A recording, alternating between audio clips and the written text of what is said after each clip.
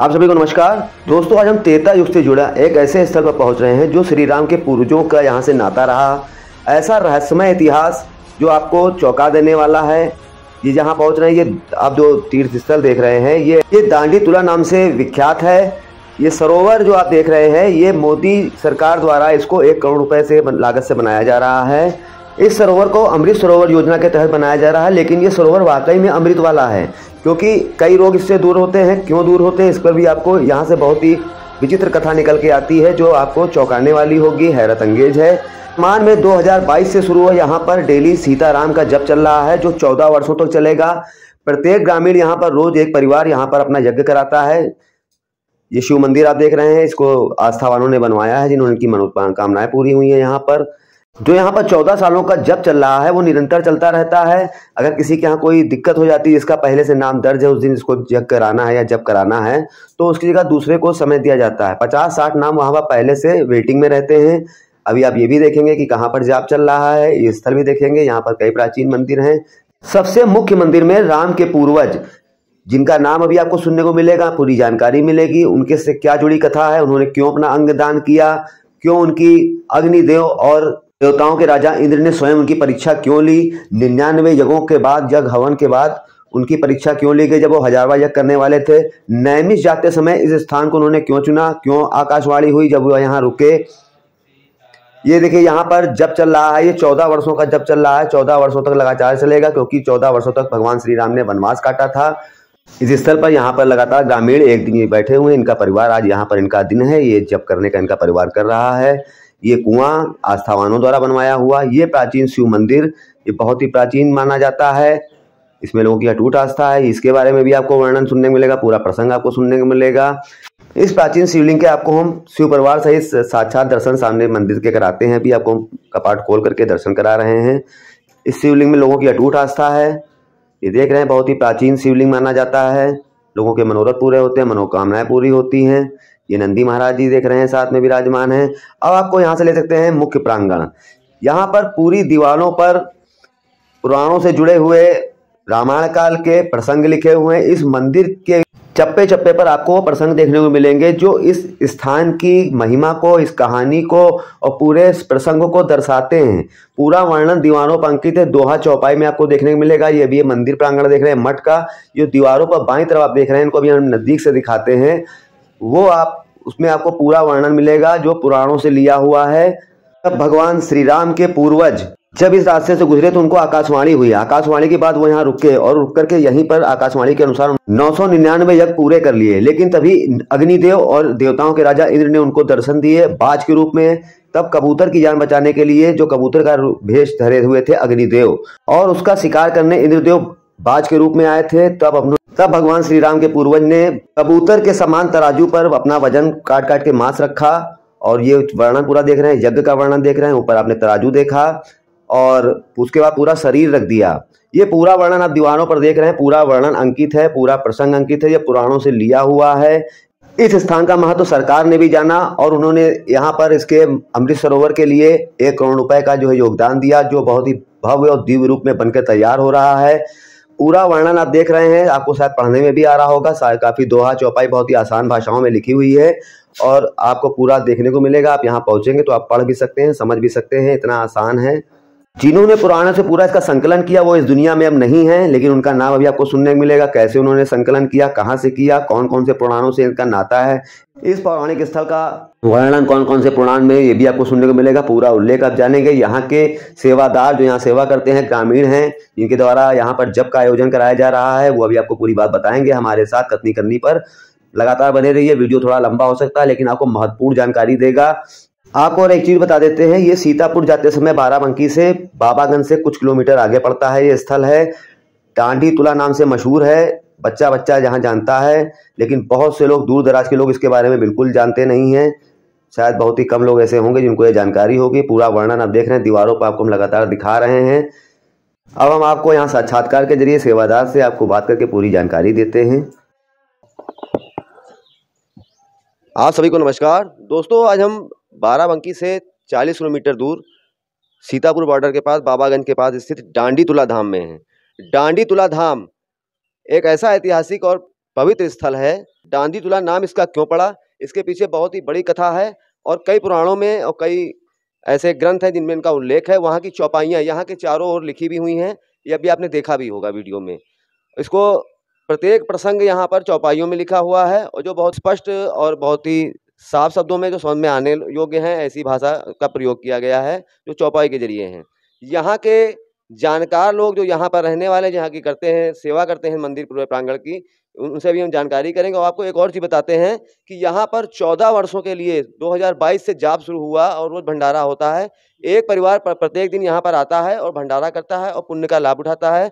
और कई ऐसी चीज़ें जुड़ी हुई हैं जो यहाँ के बारे में पूरा प्रसंग आपको हम यहाँ के जानकार, यहाँ के सेवादार जो सेवा करते हैं भूपेश सिंह जी हैं, उनसे हम जान करके आपको जानकारी करके पूरा बता रहे हैं पूरा प्रसंग क्या है। आइए जानते हैं। स्वागत है आपका कथनी करनी पर।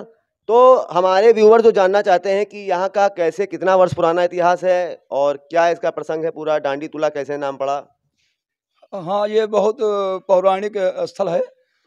महाराजा शिव हमारे अयोध्या भगवान राम के पूर्वज, क्या नाम था? राजा शिव।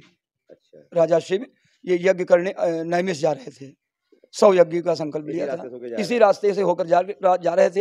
ये बहुत बड़ा उपवन था यहाँ, तो यहाँ उनको रात्रि हो गई तो यहीं विश्राम किया। त्रेता युग की बात, त्रेता युग की बात है ये। तो यहीं विश्राम किया उन्होंने और फिर रात में उनको आकाशवाणी हुई कि राजन ठहरो, यहीं यज्ञ करो, आपकी मनोकामना पूर्ण हो जाएगी यहीं। तो राजा सब यज्ञ की व्यवस्था करके और यज्ञ शुरू कराया। 99 यज्ञ उनकी पूर्ण हो गई, एक यज्ञ शेष बाकी रही। आकाशवाणी हुई कि राजन तैसे आ गए, वो अग्निदेव परीक्षा लेने आ गए।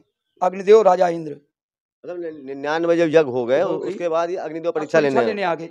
किस रूप में आए? अरे वो बाज बन करके, कबूतर बन करके।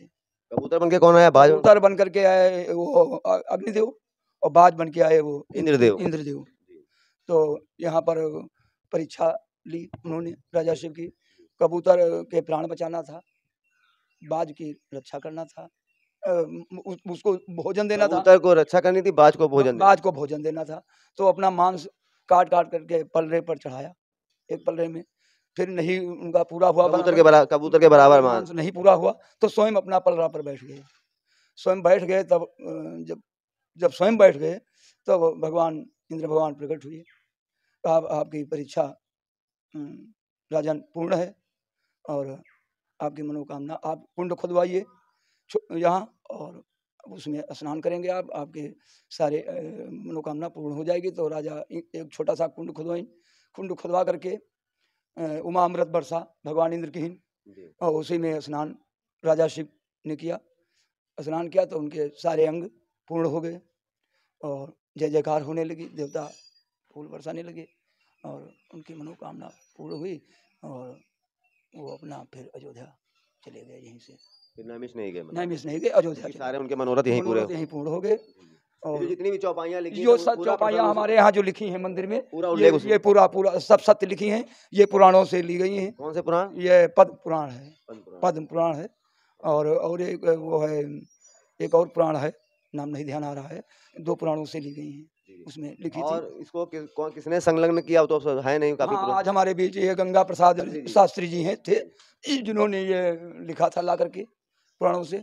आज हमारे बीच वो नहीं है, ये हमारे पड़ोस के हैं। तो ये मतलब और बहुत ही प्राचीन मंदिर है, दुर्लभ मंदिर को कहा जाता है। काफी लोग आकर के यहाँ जो मतलब अंगहीन है, कोई कष्ट है, सब ये मोदी जी आज अमृत सरोवर दे दिया यहाँ मोदी जी ने। तो अमृत भगवान इंद्र भगवान अमृत, काफी बड़ा सरोवर दिख रहा है। ऐसा सरोवर बहुत बड़ा सरोवर है ये। फिर ये क्षेत्रफल 80 मीटर ये लंबा है और 60 मीटर चौड़ा है। चौड़ाई इसके 60 मीटर की है और 80 मीटर लंबाई है। 1 करोड़ की लागत से। हाँ, 1 करोड़ मोदी जी ने दिया है यहाँ, 1 करोड़ की लागत से। आज भी 1 साल से काम चल रहा है, आज भी काम चल रहा है, आप देख रहे हैं बराबर सब काम चल रहा है। और हमारे पर्यटन विभाग से भी पैसा 1 करोड़ रुपया मंजूर हो गया है और वो भी काम अभी यहाँ होने वाला है। 100 यात्री निवास, ये जो कुआं है बीच में, हाँ, ये हमारे पड़ोस का प्राचीन बना हुआ है। हमारे गौतम जी, हमारे यही खरतला गाँव है पड़ोस में, तो उन्होंने बनवाया था। उस समय जल की बहुत अव्यवस्था रहा है। जाप अब तक कितने लोग कर चुके हैं? ये जाप अब 365 लोग हमारे क्षेत्र से जुड़े हैं। और डेली साल में एक आदमी का एक बार नंबर आता है। और 14 साल का हम लोगों ने संकल्प लिया है, क्योंकि भगवान राम का वनवास 14 साल का हुआ था। तो आगे अगर डांडी तुला बाबा चाहेंगे तो यह निरंतर चलता रहेगा, सब जनता का सहयोग हमारी मिलता रहेगा।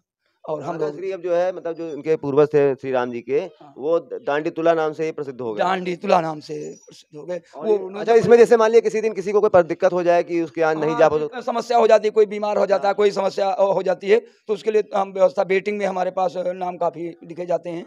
हाँ, डेली 1-2 नाम लिखे जाते हैं, तो 50-60 नाम हमारे पास बेटिंग में रहते हैं। हम हाँ तत्काल उनको हम फोन करके और 10 दिन पहले हम सूचना देते हैं उनको कि आपका भैया सीताराम आ गया है। मतलब निरंतर चल ही रहा है, चलता रहेगा, और ऐसी व्यवस्था है कि कोई व्यवधान नहीं है। ये सब इच्छा इनकी है डांडी तुला बाबा की। डांडी तुला बाबा चाहेंगे तो निरंतर चलता रहेगा। और जो मंदिर बने हैं वहाँ पर शिव जी मंदिर, हमारे पड़ोस क्षेत्रीय लोग जो जिनका लाभ हुआ यहाँ से, वो लोग सब मंदिर बनवा दिए। यहाँ महात्मा जी हमारे यहाँ रहते हैं, वो महात्मा जी की यही छोटी सी कुटिया थी पहले। हाँ हाँ, कौन महात्मा जी? ताखे बाबा के नाम से वो कहे जाते हैं। हाँ, ताखे बाबा स्थान है हमारे पड़ोस में, तो वहीं से आए हैं, तो यहाँ पूजा पाठ वही देख रहे हैं। यहाँ पर सरोवर में नहाने से क्या लाभ होता है, क्या फायदे? सरोवर में स्नान करने से, हाँ, जैसे किसी के कुष्ठ रोग हो गया है, किसी के पैर में कोई बीमारी ऐसी जो अच्छी नहीं हो रही है, यहाँ स्नान करके ठीक हो गए लोग। हमारे पड़ोस के आंखों देखे हम बता रहे हैं, बिल्कुल ठीक हो गए। सैकड़ों लोग तो हम बता सकते हैं जो ठीक हो गए हमारे पड़ोस के। दिन स्नान का कोई दिन नहीं, किसी समय किसी दिन भी आ सकते हैं। हाँ, कभी भी नियमित स्नान करने से सारे उनके कष्ट दूर हो जाते हैं। बहुत लोगों के बच्चे, बाल बच्चे नहीं, तमाम दवाइयाँ करा लिया। हमारे डांडी तुला बाबा यहाँ दया किया इन्होंने, और स्नान किया, और इनकी दया से उनके आज परिवार प्रफुल्लित है बहुत। तो आपने देखा कि त्रेता युग से जुड़ा डांडी तुला बहुत ही मशहूर स्थल है, बहुत ही पौराणिक स्थल इसीलिए माना जाता है क्योंकि यहाँ पर रोग दोष और शारीरिक कष्ट तो दूर होते ही हैं, और ईश्वर की आस्था, श्री राम के पूर्वज होने के वजह से श्री राम के पूर्वज राजा शिवी का बहुत ही बड़ा यहाँ पर स्थल माना जाता है, पूजनीय स्थल माना जाता है। और जो मानवता के लिए उन्होंने 99 यज्ञ किए, और एक पक्षी की रक्षा के लिए अपने शरीर का मांस, अपना शरीर दांव पे लगा दिया। तो ये आपने देखा, ये कथनी करने के जरिए आपको ये जानकारी दे रहे हैं हम, बहुत ही महत्वपूर्ण जानकारी है। अगर आपको ये कथा पसंद आई हो तो इसको और लोगों को भी शेयर करें। महत्वपूर्ण जानकारी दी आपने, इसके लिए बहुत बहुत धन्यवाद आपका।